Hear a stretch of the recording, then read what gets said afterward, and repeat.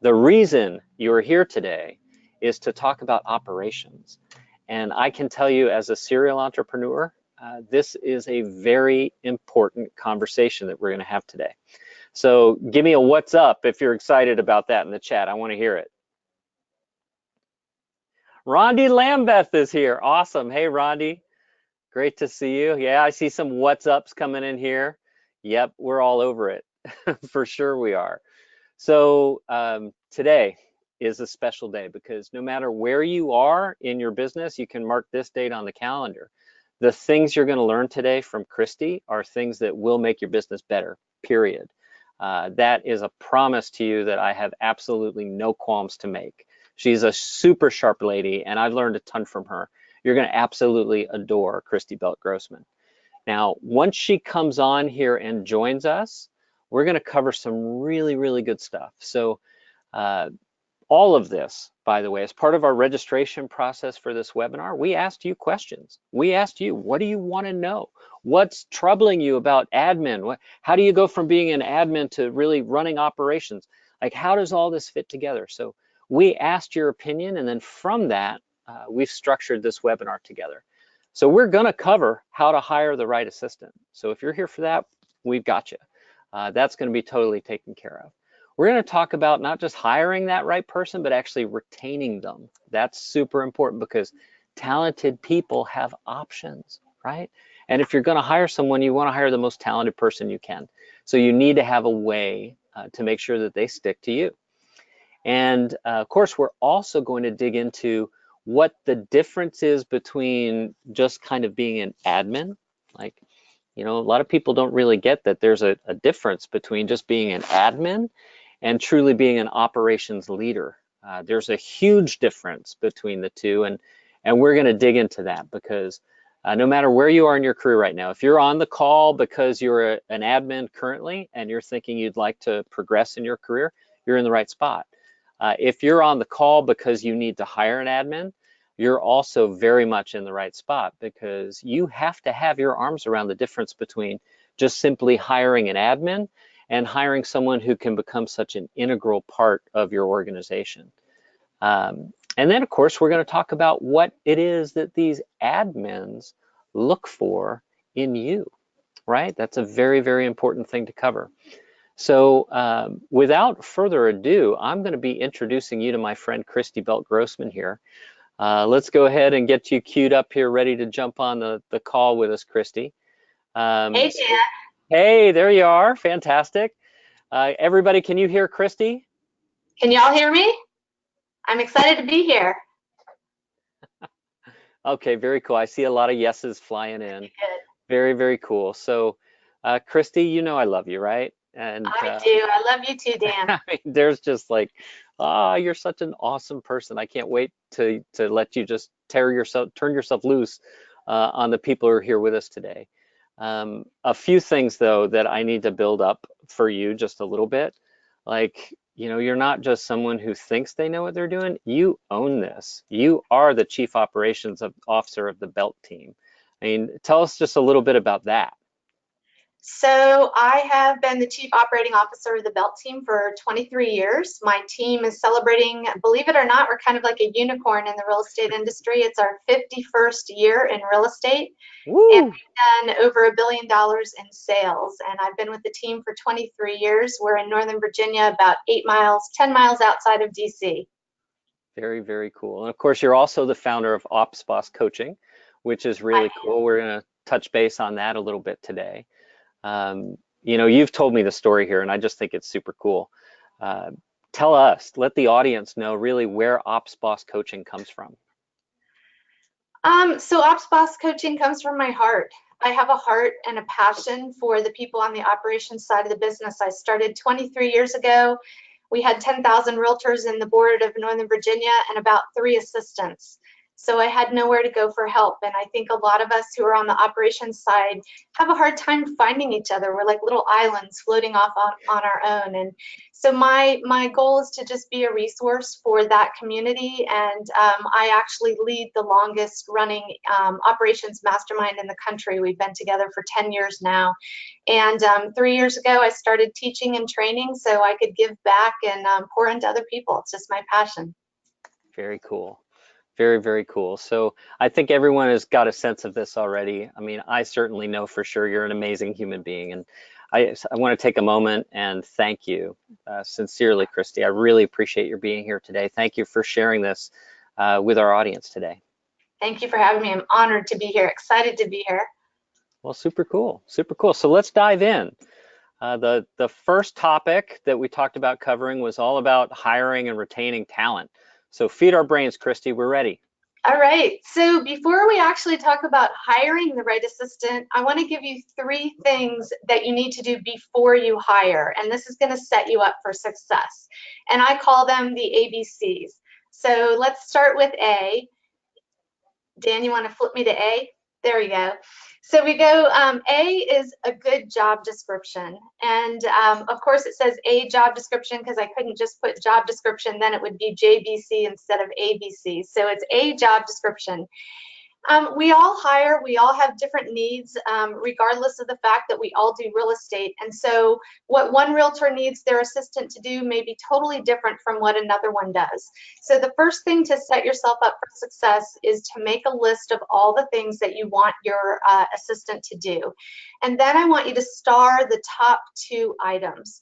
So that may be listing coordination, transaction coordination, marketing, social media. It could be finances and tracking. It could be recruiting. There's a million things. And all of those things require a different type of person. So we're all familiar with probably the 80-20 rule, Pareto's law, that 20% of your activities give you 80% of your results. So it's the same thing when you're hiring an assistant. 20% of that job description is going to be the most important thing. So I want you to have real clarity around what the most important thing is you're hiring for. And then we're going to go to part B. So part B is figuring out what type of behavioral profile that you want to bring onto your team. And that's going to depend on your job description. So for example, maybe transaction coordination is the first thing that you want to hire for. You are probably going to want to hire a really detail-oriented person. So if you're familiar with DISC, you're going to want to hire a CS or an SC personality for that.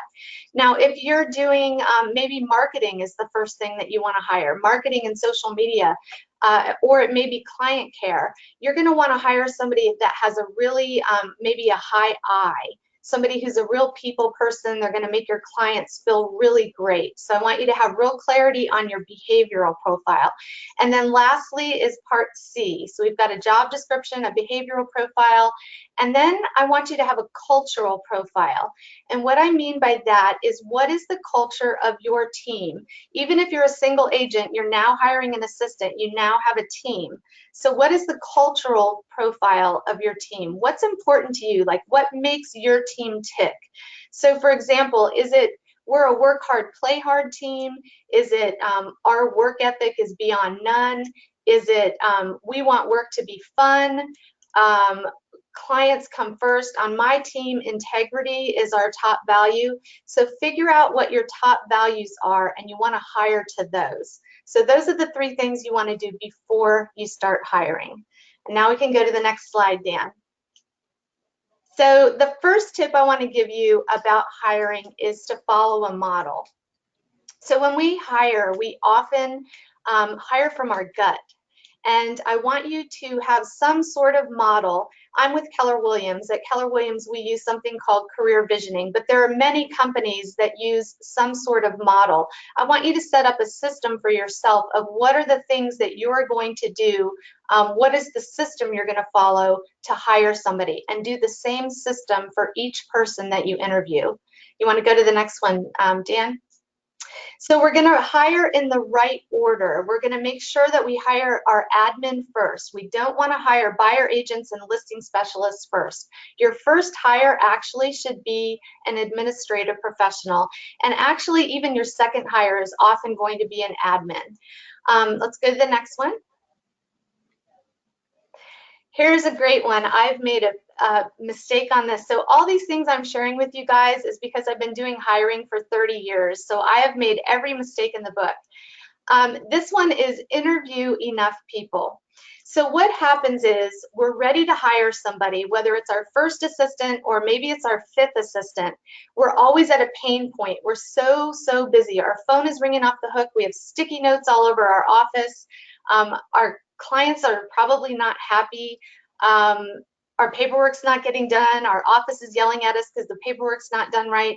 And so we're really pressed to hire somebody. And what happens is we talk to maybe like 9 or 10 people. We get some resumes in, we call them on the phone, we maybe have some people come in for interviews. And after like 9 people, you're like, this is awful. This talent pool is terrible. The resumes, Dan, I'm sure you've experienced this. The resumes have typos. You ask them to follow instructions and they don't follow them. And then that 10th person comes in and they have a beautiful resume and they can leave a good voicemail and you go, oh, talent, I found talent, and you hire them. And then 30 days later, you realize I didn't hire talent, I hired average. And so the mistake that you've made is you're not talking to enough people. So I've hired 2 additional admins on our team this year. And for the one that I hired in January, we had over 400 resumes. We did 100 phone interviews before we decided who to interview on video. We did 20 video interviews. And then at that point, we followed the Keller Williams career visioning process. I'm going to give a shout out actually at this point to Soprani Consulting, which is a company that we use to help us hire. So if all of this seems really overwhelming and you want help for how to follow a process, that's a great resource for you. Soprani? So at that point, oh, do you want me to slow down? Yeah, well, I'll pop that in the chat for everyone. Soprani Consulting. Soprani. Lindsay Soprani, Linzee, Soprani, Ciprani. They're awesome. So they follow the actual same process that Keller Williams follows, which is called career visioning, and it's an amazing process. So we do a behavioral profile at that point, and then we have people come in for in-person interviews where we go over the behavioral profile. And then following that, we have a second interview where we delve into people's motivation and their goals and their life story. And it's only after that that we make a hire. And so the goal is that you interview enough people that you actually have 2 to 3 candidates at the very end of that process, any of which you would hire, and you choose the best one. So that's interviewing enough people. Yeah, okay, so that's startling, I think, for some people on the call to hear that it started with a pool of 400 people. That's amazing. And it takes some time. So we started in October, and that hire was made at the end of December. Yeah, see, that's really great to hear because, you know, for those of you who need to do recruitment as part of your objective for your business, it's not instant. It's something that just always needs to be a focus and always needs to be part of what's happening in the background. Absolutely. So thank you for stressing that point. I really appreciate that. Yeah, I've failed forward there a lot. Me too. Me too. Okay.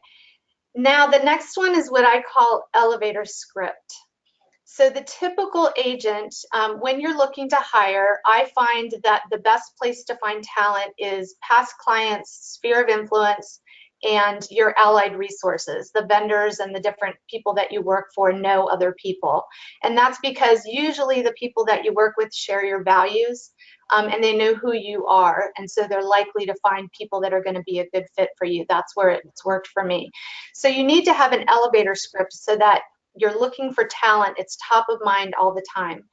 Now, the typical agent or the typical director of operations who is hiring has a script that says, you know, hi, it's Kristy.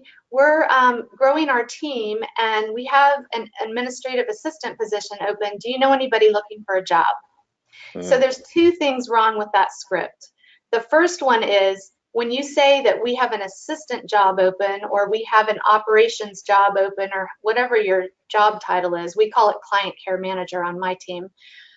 They immediately have a perception in their head of what that job is. And it may not match really what the person's going to be doing. And so when they're thinking of people they know, they're not necessarily going to hit the people that you want them to hit. And the second thing that's wrong with that is that you've said, do you know anyone looking for a job? Well, we are at historic unemployment lows. I think the lowest in almost 20 years right now. And so when you say that, you're eliminating almost the entire pool of potential talent. So I'm going to give you a new way to think about your elevator script. So I want you to think about the qualities and the skills that you're looking for in the job. So we just hired a transaction coordinator, for example, and here's how my elevator script went. You know, hey, Dan, it's Kristy. We're hiring talent on our team, and I'm going to describe the qualities I'm looking for, and I want you to think of who you know that sounds like that, and then give me a name. Would that be okay? That's an amazing script. And yes, it'd be okay. All right, and then I would say, okay, so this is the type of person. Think about maybe when you're at school and you're at your kids' back to school activities. It's not the PTA president, but it's kind of the person who's behind the scenes, like, you know, that really detail-oriented person, and everyone loves them because they get everything done seamlessly. Who do you know that sounds like that? And then you pause, and then they'll say, oh, I'm not sure I know anybody looking for a job. And that's where you say, oh, actually, I really want to know people that you know that are happily employed, because we have this amazing process that we go through that takes quite a while. And we find that we start talking to people before they're actually looking for a job. And then they'll come up with a name. That's excellent. A question had come in from Allison that you just answered. You know, she had commented, do you worry about losing good talent with a long hiring process? And no, you don't, because you don't want unemployed. You're looking for that that person who's viable somewhere else. The other thing is actually when people are looking for a job, because that's a really great question, what we found is that the talented people actually appreciate the process. We have people on our team that have gone through the process, and then we have some that have been on the team before we were using the process. And the more recent hires are so happy because they know that we care about them so much, because the process is really about them to make sure that they are in a role that they're going to thrive in. We don't want someone on our team that's not going to thrive in a role. It's not going to be a win-win for them or for us. So it's worked really well. Awesome. Yeah, it makes good sense. Are you ready for the next one there? We're ready for the next one there. Okay, perfect. So I want you to ask great questions when you're interviewing. And I'm going to give you one question that I made a mistake on in a hire, that if I had listened to the answer to, I would have hired a different person. And I call it Tara TV is who I ended up hiring. So I want you to ask people that you're interviewing for operations roles, what do you do outside of work? What do you do to have fun? What do you do on the weekend? How do you release stress? You know, what other things do you do? So I interviewed Tara and I asked her this question. So I at least asked the question, I just didn't listen to the answer. And Tara said, oh, I love to watch TV. My favorite show is The Bachelor. And we started talking, you know, kind of getting along about what TV shows we watched. And I hired Tara, and she was actually a decent transaction coordinator for a while. But our team was growing, and Tara wasn't growing with us. And I soon realized it's because on the weekends we were doing other things to grow, like read books and you know, listen to podcasts. And Tara was watching The Bachelor. So ask people what they do. It sounds really simple, but I'll give you an example on the other end. I was teaching in Indianapolis last year, and I met a director of operations that was amazing. And she was already on her team, but I asked her, you know, what do you do in your spare time? And she said, oh, I have this 5013C that my husband and I started in Haiti. And so we have adopted kids from Haiti, and they have teachers in the school there that have never been university educated. And we have now put 10 teachers through university with our 5013C. And I thought to myself, gosh, if that's what she does in her spare time, imagine what she does at work. Very cool. There's your question there. All right, let's get to the next one. All right. People you like, not like you. So I think sometimes we like to be around people who have the same behavioral profile as us. So I, for example, am a really high D. You can probably tell that because I talk really fast. I like to be with people who are just get right to the point. Boom, boom, boom. We're done. We're out. You may be a real people person and you just like to chat and get along. So what happens is we interview and we kind of click with somebody and we think, oh, this is going to be a great admin for me because all of a sudden an hour went by in the interview and we had so much to talk about. So I want you to go back to that ABCs and make sure you're hiring the behavioral profile and the cultural profile. If you're a really outgoing, talkative agent, which is probably why you're really successful, you may need someone opposite of you. You may need that really quiet, steady, stable, detail-oriented person. So hire people you like, not necessarily people like you. Very cool. Very cool. So let's look at pro tip number 2. Okay, I want to challenge you all to think bigger. So typically when we hire an assistant, and it's a very real concern, we have a real concern about what we're going to pay them and how we're going to pay them and do we have enough money to pay them. And that's because we're thinking of them as an expense. I'm going to challenge you to think of your administrative hires as investments. So I want you to think of it as an investment. And when you make an investment, you have to hold an investment accountable to a return. So what we do on my team is we practice what we call the 3X rule. So anyone on our team who's on the operations side of the team is responsible for generating 3 times their salary in gross commission income to the team. So for example, if you make a $50,000 salary, you should do something with the systems on the team that would generate $150,000 in income to the team. So I'll give you an example of that. I generated actually $511,000 in GCI last year for our team. One of the things that I did was the simplest thing ever, and that is put in a system for getting Zillow reviews. Because often our clients are referred to us, but they're often referred to other realtors at the same time. And the first thing they're going to do is what? They're going to go to Google and check you out.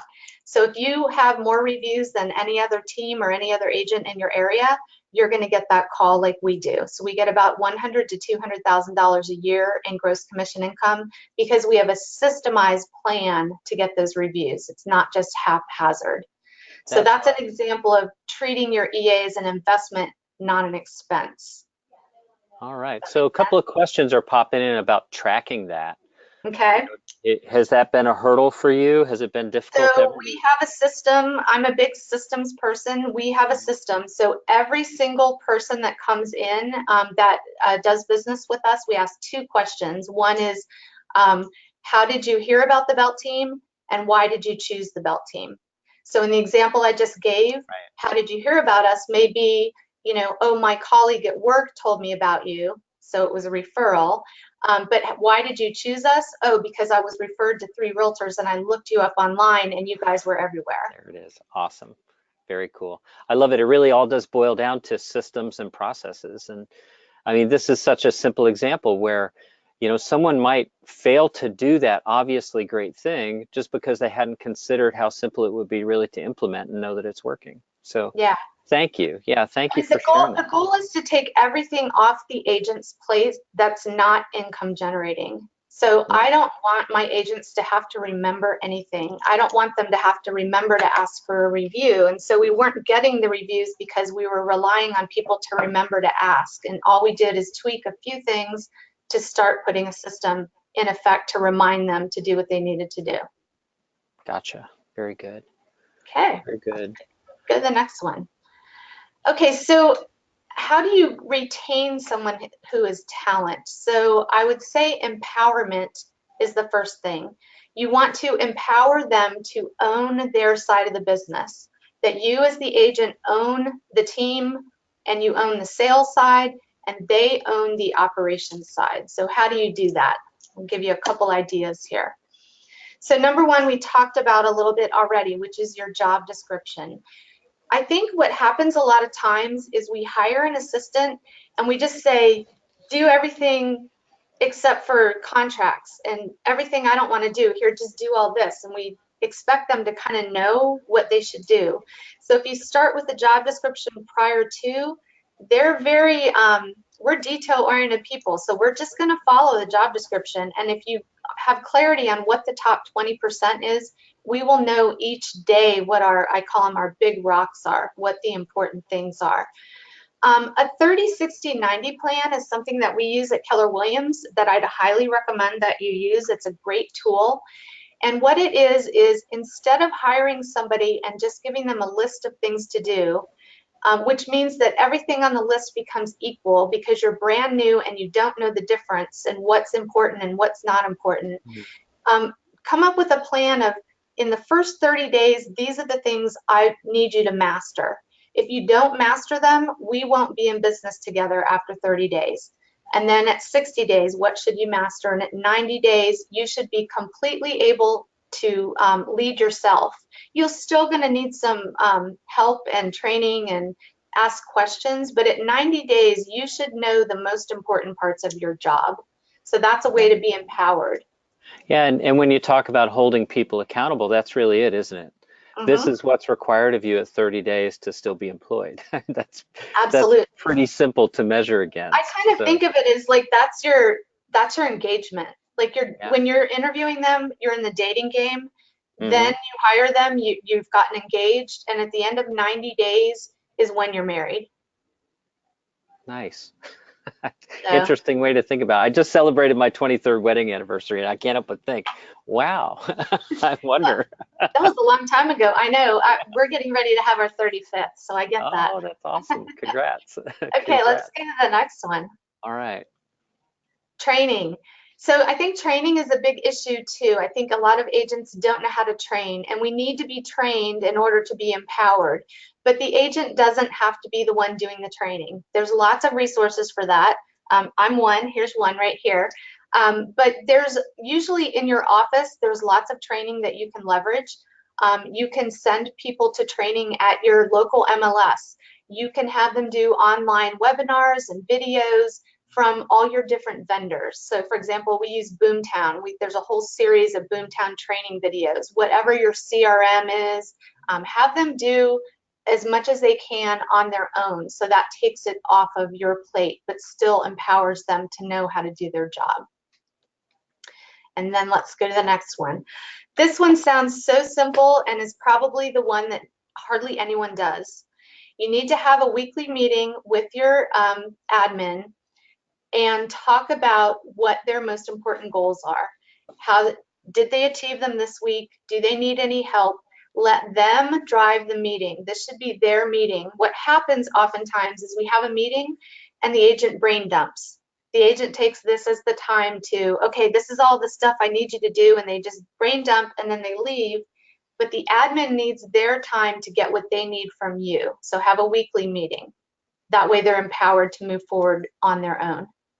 I like that. We actually have a weekly one-on-one structure here at Happy Grasshopper, and I found it to be useful, and I have to confess that it's so easy for that appointment to get pushed around. Like, you know, I get it, right? There's so many other things that can pop up, and I found that unless you really make that a priority, the message that your people get is that they're not as important as whatever other fire needs to be put out.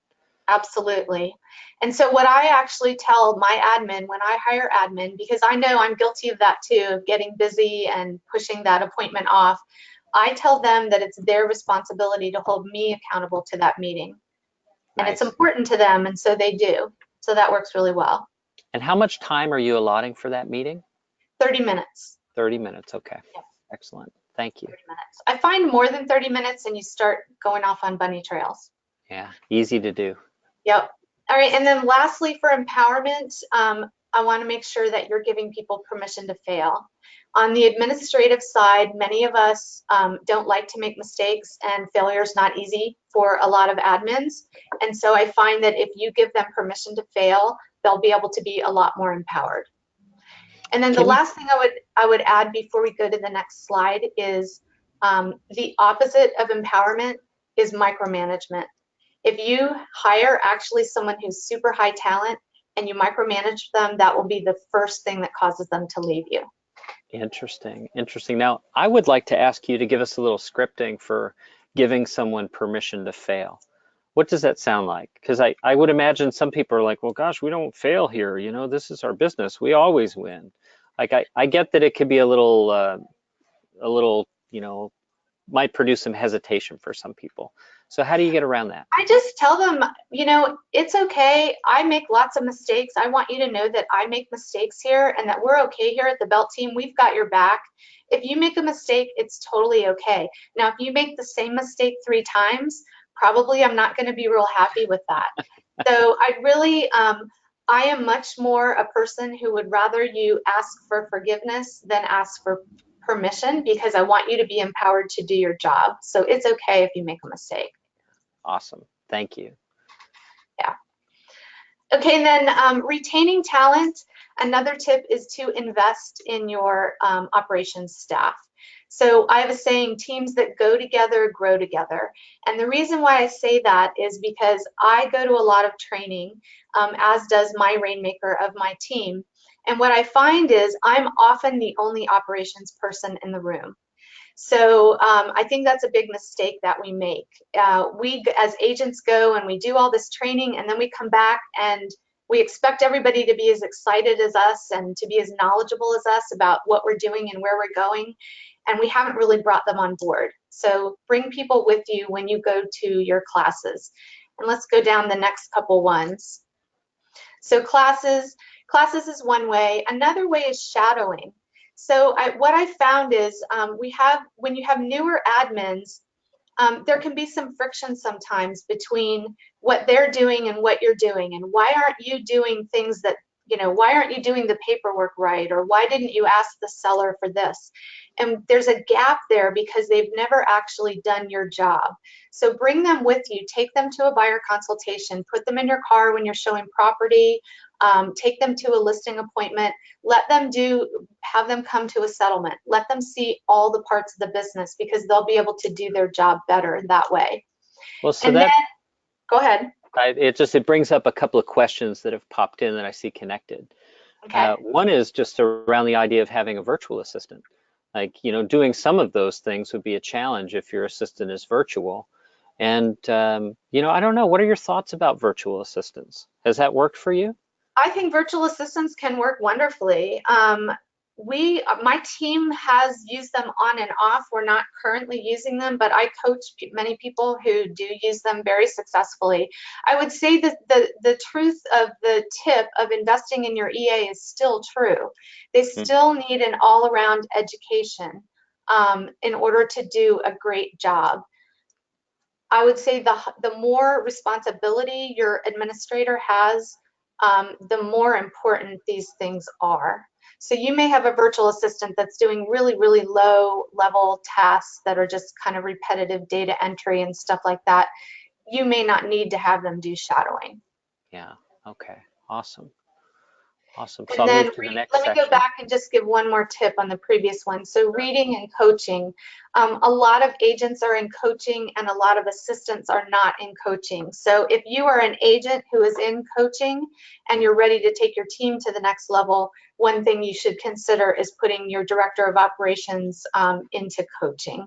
And a book that I would suggest that you read with if you have a full-time assistant who is, a high-level EA or a director of operations or a COO, is called Rocket Fuel. And that's about the difference between the visionary and the integrator. So the person who has the vision of the team and knows where they're going, and the person that executes and makes it happen. Excellent. Thank you. Now, a couple other questions connected to VAs are coming in. Do you have any resources you'd point people towards where they can learn more about finding a VA? So My Outdesk is popular, MOD, My Outdesk. And then there's actually, if you're with Keller Williams, there's an awesome MAPS coaching class just on virtual assistants that actually teaches you how to go through the career visioning process with people overseas. So they actually do the same process that we do for hiring, and they use the local Craigslist to find people. Gotcha. So Craigslist, like in the Philippines or wherever. Since you mentioned my out desk, I'll just bring up that Daniel Ramsey and I were together last week or this week, gosh, time flies, in Phoenix, and then last week in Las Vegas out speaking on the road. So I had a chance to sit down with him and really take a look at what they're doing. I find it very interesting. It might be something we implement here. Yeah, So it's very successful. Most of the top teams are doing that. yeah. And then the last tip I would give you for retaining talent is there has to be a transition between the reason why you're hiring, whether it's your first assistant or your fifth assistant, is because you're probably a superstar salesperson. You're rocking it in real estate. And there has to be a transition between superstar salesperson and business owner and leader. So to retain talent, you need to become a great leader.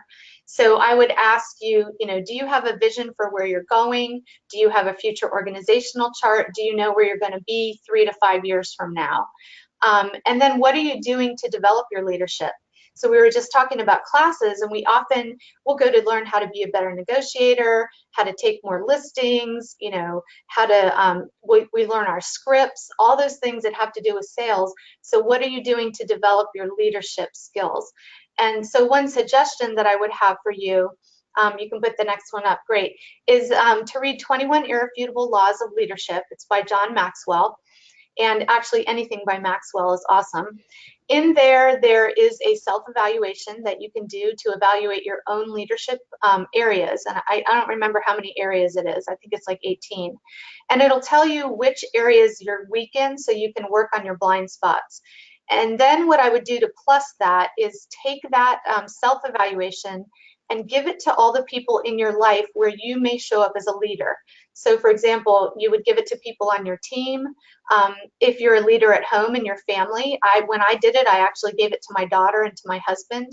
If you are a soccer coach, maybe give it to some of the parents on the soccer team. If you're a leader at church, give it to people that you work with at church and have them do this evaluation. And it's going to help you see the areas that you need to work on to become a better leader. No, that's fantastic. I've never done that. I have some Well, you homework better to do. send it to me, Dan. Yeah, I better. Thanks for the resource. Yeah, I appreciate that. Awesome. Okay, let's go to the next. Okay, so let's talk about the difference. Now we want to move a little bit higher level. So I think that was kind of all just in general about hiring. And now this is my passion area about the difference between an average assistant and an operations leader. So let's put up the first one. So an average assistant that you hire might file bills, they might pay bills. An operations leader is actually going to either do your profit and loss statement, or you may have it outsourced. But more importantly, they're actually going to look at it, analyze it, and make recommendations to you. So this is an area where we were talking before about someone who can actually generate income for your team. This would be the opposite. They may be looking at expenses that you can cut.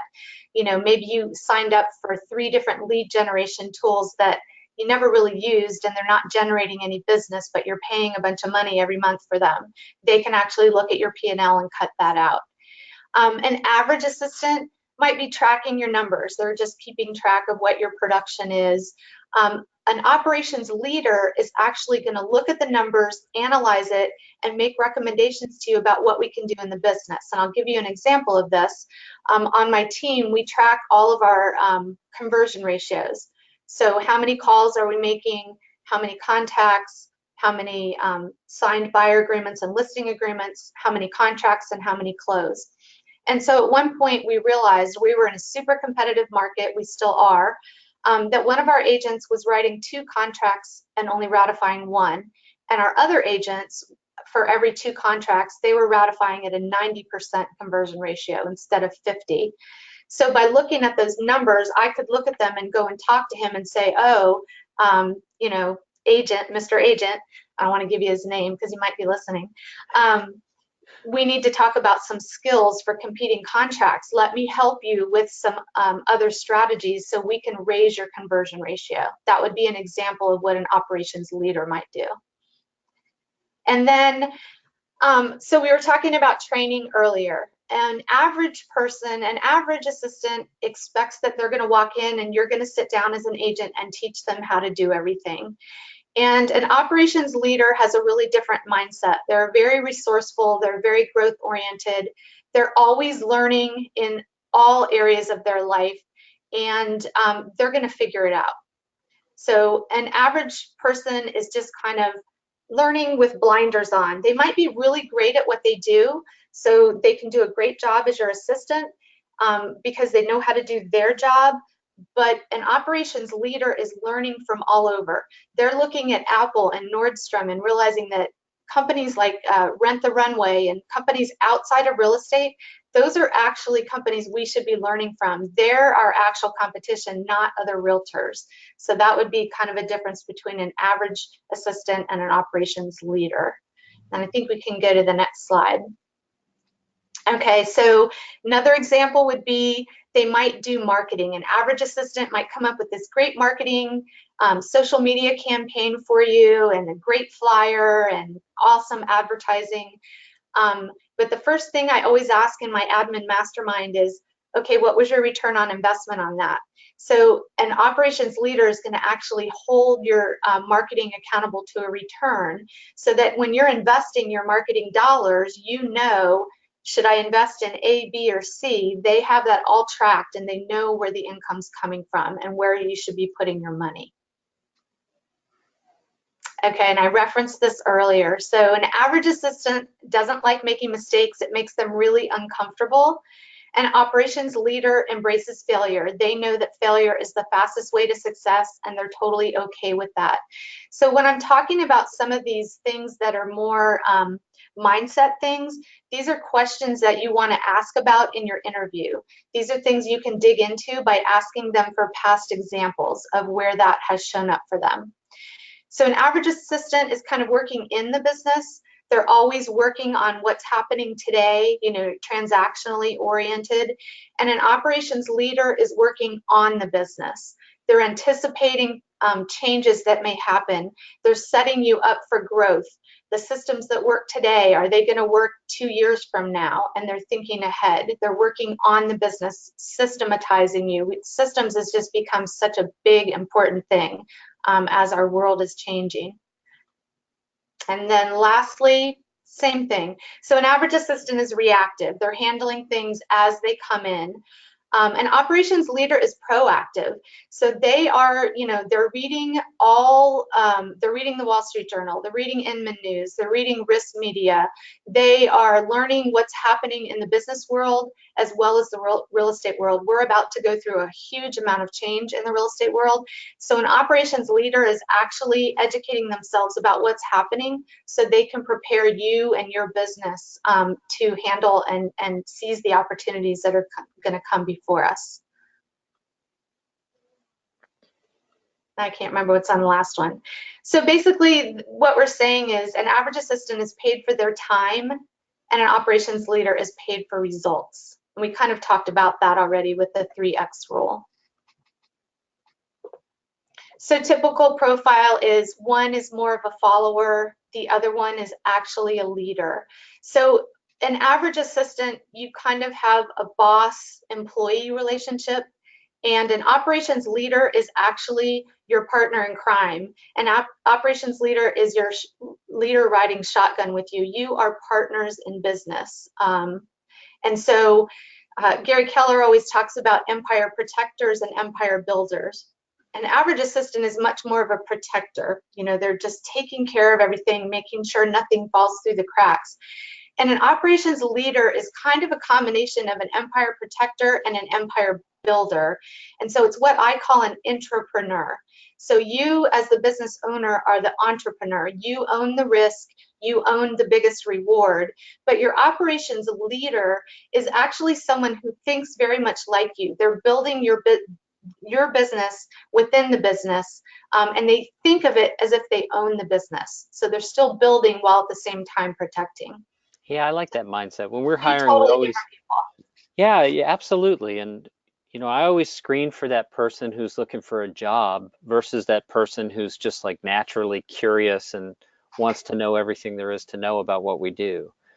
Yeah, this Some, isn't a job, an operations leader. This is not, they yeah, really truly feel like they own the business. It's a career. It's not even just a career. It's not the difference between a job and a Right. career.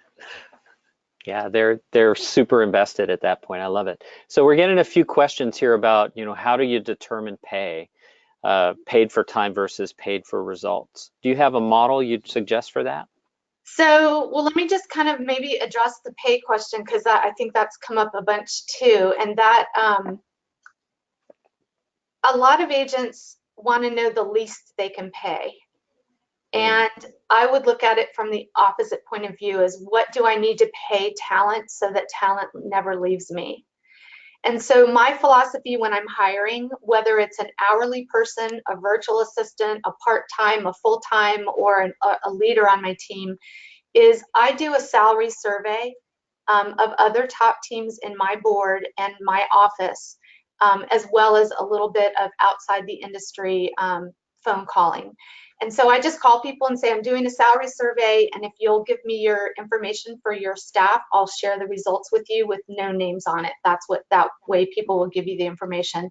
And then my philosophy on the team, and I've done this for 23 years, is to pay at or above the salary range because that ensures retention. And I'm not going to hire you unless I want to retain you. I'm only hiring talent on my team.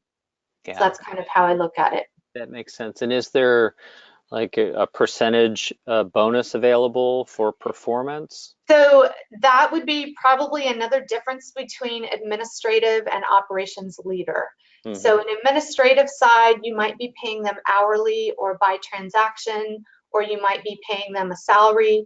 On the operations leader side, and we're actually going to get to that, I think, kind of in the next slide, they're going to be looking for more. And I'll address that when we get to the next Okay, slide. very good. Well, we'll head there now. There we go. So as we are talking, you want to hire talent. And the point I wanted to make here is that talent only wants to work for talent. So are you the person that they are looking for? And they're basically looking for three things. We talked about one is in you, they need to see a great leader. Talent wants to be hitch their star to a great leader. The second thing they're looking for is opportunity. So are you going to be the vehicle for their success? Are you offering them things like coaching? Are you sending them to classes? And then beyond that, they are going to be looking for financial opportunity. Is there opportunity for bonus? It could be profit share. At the much higher levels, you're going to see all kinds of things like assistance with buying investment properties. I had the opportunity, for example, to invest in, I can't think of what you call it. Anyway, to invest in other businesses. I know operations leaders who have part ownership in their offices. Hmm. So it's going to look really different the higher the level talent, the more opportunity they're looking for. How can you be a vehicle for their success? And the last thing that they're going to be looking for is a cultural match. It's basically kind of like a work marriage. Sometimes you spend more time with your operations leader and rainmaker together than either of you spend with your family during certain times of the year. So making sure that you are a personality and a cultural match. Those are the three things that they're looking for. Gotcha. And then, go ahead, Dan.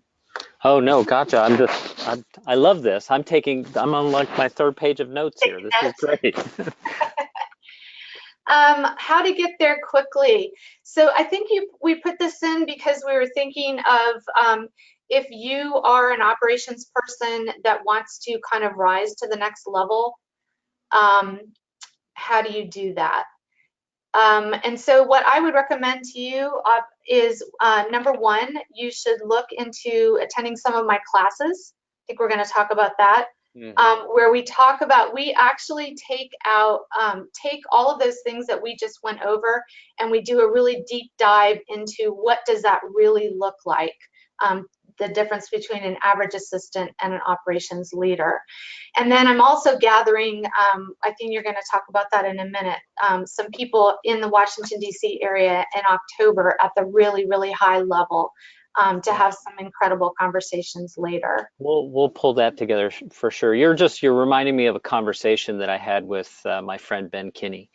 And I I know a lot of you on the call know the guy, and I owe him a car. I mean, he's just been such a wonderful friend, and he's never hesitated to recommend us. And uh, the thing is, he's added a lot of value to my life in other ways as well. And one of the questions he's asked me repeatedly is, who do you need to become such that you can achieve the goals you've set for yourself? Absolutely. And I bring that up now because we have a question from someone who's kind of saying, hey, I'm not sure I fit, right? I'm kind of a loner, not a great leader, and I don't really want to manage people.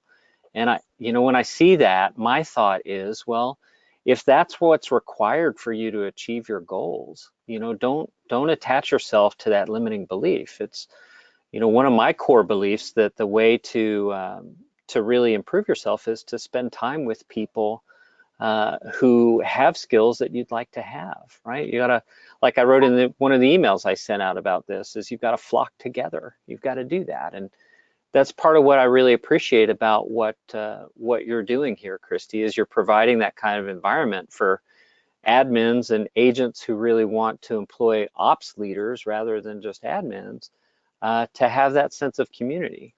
Yeah, absolutely. There's a lot of us out there, but it feels like there's not a lot of us out there. We're like all these little unicorns running around, and I want to bring all the unicorns together, because the more we spend time together, the faster we can all grow together. Yeah, totally agree with that.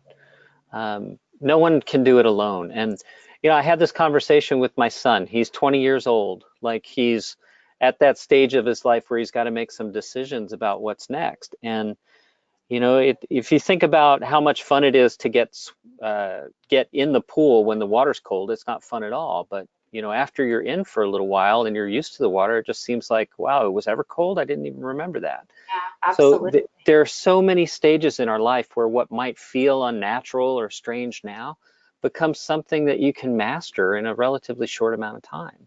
Absolutely. So, I just want to like stand up and shout your name from the rooftops, because I've taken a really close look at what you're doing, and I'm just completely excited about it. So, let me take this moment to point people in your direction. Opsbosscoaching.com is your website, and I mean, there's a whole slew of ways that you can help people there for sure. There's actually, I meant to say this before too. One of the ways, if you want to grow in your leadership and you're on the operations side, I have a whole list of books on there, my favorite books to read, as well as some of the other suggestions that have come out of the classes that I teach. Yeah, that's fantastic. That's, I talk about this in my book, Seriously Happy Selling, where we get to a point in our lives where contribution becomes just so important to us. And, for you to have such a wealth of experience, like, there are people on this call who, they're asking themselves, will they be able to do this? They're at the beginning of their journey. And if they just do what's taken you 23 years to learn, they can get where you were in a fraction of the time. And it won't take 23 years. Yeah, That's the thing. exactly. That's where my passion came from for this, is I couldn't find the resources when I was ready to grow. And literally, the person I mentioned to you, Lindsay Soprani with Soprani Consulting, we were on a panel at Keller Williams family reunion one year. And afterwards, we had all these operations people coming up to us and telling us of their challenges and their problems and how they wanted to grow. And they were literally in tears because there was so much frustration of trying to find a way to do this. And so both of us resolved that day to make a difference. And I'm happy to say she's doing what she's doing and I'm doing what I'm doing. So I would encourage anyone who's out there, it's not hard. Like, I'm not really that smart. It just, I'm glad to be able to provide the resources. I love you, Christy Belt Grossman. I'll just never hesitate to say that. Thank you so much for doing what you're doing. Now, I'm just putting on the screen here, this is the event that I'm sending my team to. So you mentioned the leader retreat coming up in October. And, like, it's so easy to say, oh, I've got all the answers, oh, I'll be fine. And, I'm just such a believer in investing in my people and investing in myself. So I just want to thank you for making this event available. And I would encourage anyone who's listening to take a peek at this event. For the right person, the right group of people to come to this event, it can make a huge difference for you. Yeah, So, this will make a big difference, I think, for the teams when they come back. This is the unicorn event. This is the high-level EA, Director of Operations, Chief Operating Officer. We'll have speakers both inside and outside of real estate, the thought leaders in our industry, and it's all operations. It's not a sales event with a little bit of operations on the side. So I'm super okay. excited about this. Yeah, very, very cool. And I'll put up the pricing information there for everybody as well. So, definitely head over there and take a look at that. It could be a great fit for you. And again, you'll get to meet my team there too. So it'd be cool to see you. All right, so I've tried to preserve some time to answer as many other questions as possible, and we've had a bunch that have come in here throughout the webinar that I've kind of been keeping my eye on. So it's 3:58, Christy. Do you have a few minutes to hang I out do. and answer some questions? Happy to. Okay, excellent. So let's first, I'm going to encourage you folks on the line here to go ahead and enter more questions if you have them. We'll definitely get to them. There have been a few questions from Gabriella that I've had my mind on throughout, and I want to get to some of those. So that weekly meeting that you're having, would you have that same structure set up for a VA as you would for an EA in your office? I absolutely would, because when we don't do that, what happens is problems start snowballing, and they may be this big at the beginning, and all of a sudden they're like this big. Gotcha. So yeah, Yeah. I'm So a big yeah, I believer. mean, it seems like it might be intuitive, but it's just really important to stress that It is you've may got to not be, treat those VAs like they're in your local office. absolutely, absolutely. I know, and you mentioned Ben Kinney. I mean, he operates very heavily with VAs, and I know that he sometimes even brings them to their events. Mm-hmm. Um, and so we have a team in my office that has had a virtual assistant for, I don't know, 5 years or something. They just put her on Skype at their team meeting every week as well. So it's Yeah. not just the one-on-one meeting, but the team meeting too. Yeah. Great. So another question here coming from Jennifer is, how do you know when you're ready for an admin?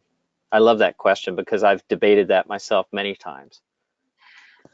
You know, when I look at the most successful agents around the country, the most successful agents around the country often hire at the beginning of their career. Now that's because they knew that they were going to build big. If you don't know that you're going to do that, I would say kind of that situation that I described, it's usually around the 25 unit mark, Mm-hmm. where you've got sticky notes everywhere, and all of a sudden your clients aren't happy because you're not returning calls or you're not doing what you said you were going to do. Right. So yeah, the moment you start seeing the wheels come off, Yeah. you waited too long, Yeah. for sure. So another question here is, can you coach someone who's an admin to become a leader, or is it just who they are? I think it's a little bit of both. On my team, my philosophy is not to hire anyone on my team who doesn't have the potential to be a leader. And so when I'm going through the hiring process, I dig into that. I want to Mm, know that they've shown up as a leader, whether it was in college or, in their volunteer work or wherever it is before they've been with me. gotcha. Okay. All right. So So you can another, actually, the things that we talked about, the difference between an average assistant and an operations leader, it might be a great conversation with that person to just see what their reaction is. yeah, gotcha. I've actually had people come to my Be a Boss class where we really dig into that, which is a class meant for the agent and the admin to come together. And I've actually had people go back after that and say, I don't want that job. It's Mm, too much for me. I just want to be a transaction coordinator. And that's a good outcome because you want people to be in roles where they're going to excel. yeah, you don't want too much square peg round hole going on for sure. Yeah. But at the same time, if you're really going through that process of bringing the right people on board, they're going to expect to grow. and expect to really, build their value over time. So it Yeah, seems to me like if you really embrace the whole process from the start and you are successful at hiring the right people, you don't have a choice. You've got to invest in your talent or your talent's going to go somewhere else. absolutely. And I actually do have someone that I coach that exact thing just happened to. She outgrew her agent. Mm.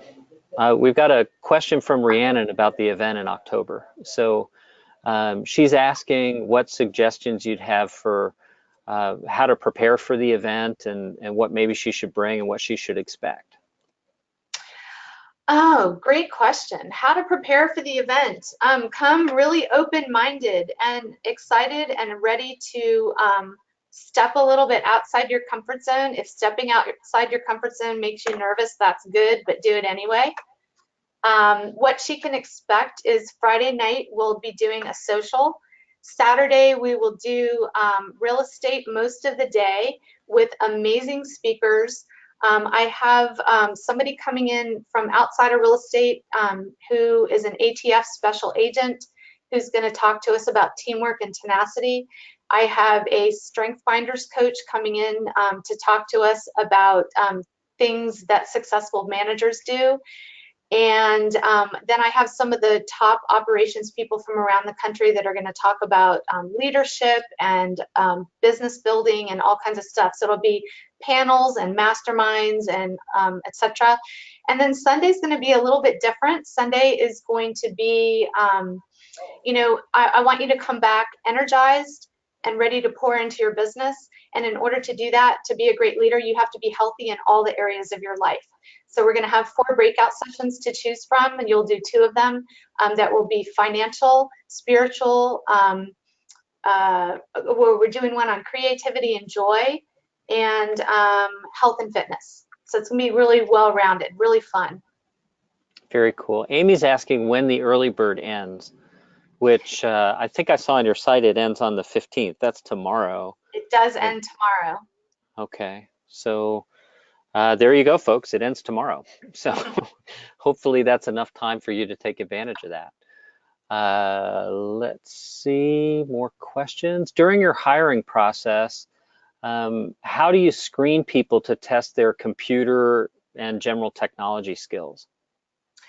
So I actually, on my last hire, came up with some questions and some tasks that I want them to do. So I would, whatever position you're hiring for, come up with some real life things that they can do that they're going to be doing in the job. So for Hmm. example, I was hiring a listing coordinator. One of the things that I had them do was pretend that your parents or your best friend's house was for sale and send me a flyer advertising their house. Right. Nice. I wanted to Just, know that they could write well and that they knew how to do the technology. yeah, that makes sense. Part of what we do at Happy Grasshopper when we're aiding a client with recruitment, and this works great with VAs, is we'll drive their applications through a landing page process where they have to record a video of themselves to YouTube and then send us a link to where we can watch the video. And that allows us to simultaneously test their ability to follow directions, their ability to speak well Yeah, with minimal accent, and their ability to use technology. I So, love that too. One of the teams that I coached, the EA had to make a video when she was hired. And what I loved about that is to be on my team, you have to be comfortable living outside your comfort zone. And for a lot of admin, they're not comfortable doing video. So anyone that makes a video, I know they're comfortable stretching. And that's the kind of person I want on my team. hmm. Well, so here's a question from Denise, and I feel for her, right? She says that she's had 4 admins and has a bad taste in her mouth that she needs to let go of, right? And the volume is huge, 110 homes with she and her husband, that they're hitting a Congrats. ceiling and tapped out, right? So, this to me sounds like that situation where that 10th person in the door might seem like a gem just from the stress of having to do everything yourself. So, It's I usually guess, one of 2 things. It's usually hiring the wrong person. You hired the wrong person because you didn't follow a process or you didn't interview enough people, or you hired them and they didn't have clarity on what the most important things were, and you didn't slow down long enough to get them self-managed. I can tell you, I know that feeling because I'm super impatient, super impatient, and it's hard. Like it's like you're on chalk. What do you call it? Your fingers on the chalkboard doing training. That said, I also know that when I've slowed down enough in those 90 days, it pays off for itself. And so it's kind of like a kite. You know, you have it real tight and then you let it go a little bit, then you reel it back in, then you let it go a little farther. So you start out at the beginning where you're maybe the first 2 weeks spending all day with them, and then it's less and less each day, and then taper down the questions. So by the end of the first week, you should just be scheduling a morning time and an afternoon time potentially for talking or for training. Gotcha. Okay. So another question, and then I think we'll try to wrap it up here. Coming up on 10 after, so I want to be respectful of everyone's time. So would you ever advise hiring an ISA first to help generate the volume to sustain a well-paid admin? I guess my answer would be I know a lot of teams around the country, and I don't know anyone who has done that successfully. And I tend to be a person that follows models. I look at what the most successful people are doing, and then I do what they're doing. Yeah. So I would say I don't know that it wouldn't work, but I've not seen that model. Yeah, when I read the question and thought about it a little bit, it seems like, getting an ISA on board can be a wonderful thing, but the return on that investment is really dependent on having the operations side ironed out. Well, and it also, what it sounds like to me is the agent isn't generating enough leads. Right. So maybe that's the right place to focus. Sure. Lead generation. Pretty straightforward. Oh yeah, and yeah, for folks who might not know, ISA is short for inside sales agent. Thanks, Jennifer. I just assumed everyone would know that, but nope. So yeah, that terminology ISA is pretty common in real estate, but it's not absolute. So thanks for that. All right, so if some more questions come in, I will get them answered here. I think we've covered the lion's share of them. So, Kristy, thank you very much. I definitely appreciate your time today. It's my pleasure, totally. All right, awesome. Well, everyone who's on the line, thank you very much for your time as well. Super proud of being able to put together this event today for you, and I'm really just, as you've heard me say several times, I'm totally and completely impressed with Christy Belt Grossman. So she has my full and complete endorsement for anything she's offering. I think you should absolutely take a deep and serious look at it. So I'm going to go ahead and wrap up the webinar. We did record today, so we'll be sending out the recording of that a little bit later, and you'll be able to rewatch. So have a great afternoon, everybody. Take care. Bye-bye.